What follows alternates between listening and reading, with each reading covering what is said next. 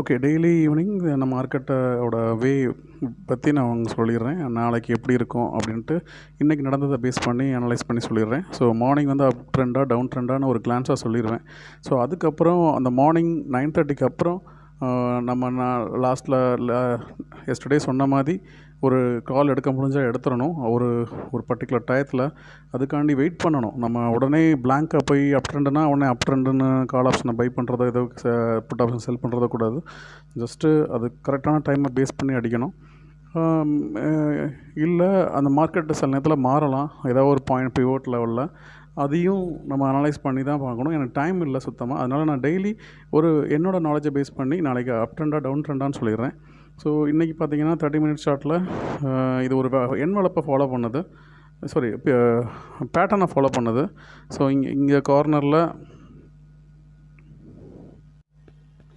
பேட்டர்னை ஃபாலோ பண்ணுது. இப்போ வந்து HDFC பாசிட்டிவில் இருக்குது, ஐசிசி பேங்க்கு, SBI, கோடாக் பேங்க்கு, இண்டஸ் பேங்க் எல்லாமே டவுன் ட்ரெண்டில் இருக்குது. எல்லாமே 100 SMA டச் பண்ணிட்டு கீழே வந்திருக்கு. ஸோ ஹெவி டவுனும் ஆகலாம். ஆனால் HDFC பாசிட்டிவாக இருக்கனால இது மேலே கொண்டு போகலாம். ஆக்சிஸ் பேங்க் கன்சல்டேஷனில் இருக்குது. ஸோ போச்சுன்னா மேலே போச்சுன்னா இந்த எஸ்டர்டே உள்ள ஹையில் இருக்குல்ல, இதுக்கு மேலே போச்சுன்னா இந்த இதுக்கு சான்சஸ் இருக்குது.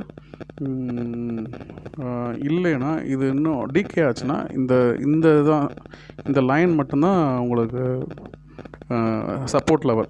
இந்த சப்போர்ட் லெவலுக்கு கீழே வந்துச்சுன்னா ஹெவி டவுன்ஸ் வரும். ஸோ இதான் என்னோடய இது. நாளைக்கு எப்படி இருக்குங்கிற எக்ஸாக்டாக சொல்லணும்னா அது HDFC பேஸ் பண்ணி தான் இருக்குது. HDFC பாசிட்டிவாக இருந்துச்சுன்னா கண்டிப்பாக மேலே போகிறதுக்கு சான்ஸ் இருக்குது. மற்றபடி இந்த டயத்தில் நீங்கள் ஸ்டாக் எடுக்கிறது ரொம்ப தப்பு. இது செல் பண்ணுறதோ பை பண்ணுறதோ கொஞ்சம் ஏன்னா கன்சால்டேஷன் மாதிரி தான் இருக்குது எல்லாமே. ஒரு பவர்ஃபுல் கேண்டில்ஸ் எதுவுமே கிடையாது.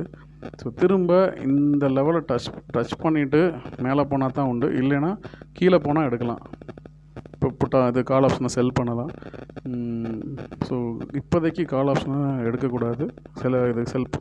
இது கால் ஆப்ஷன் பை பண்ணக்கூடாது. மேலே போகிறதுக்கு ரொம்ப வாய்ப்பு கிடையாது. சரி, ஓகே. ஸோ நாளைக்கு எதுவும் எடுக்காதீங்க. செல் பண்ணுறவங்களுக்கு 2 லெவல்லையும் பார்த்துக்கோங்க. ஸோ 51,247 வந்து சப்போர்ட்டு, ரெசிஸ்டன்ஸ் 52,500 ரெசிஸ்டன்ஸ். ஓகே.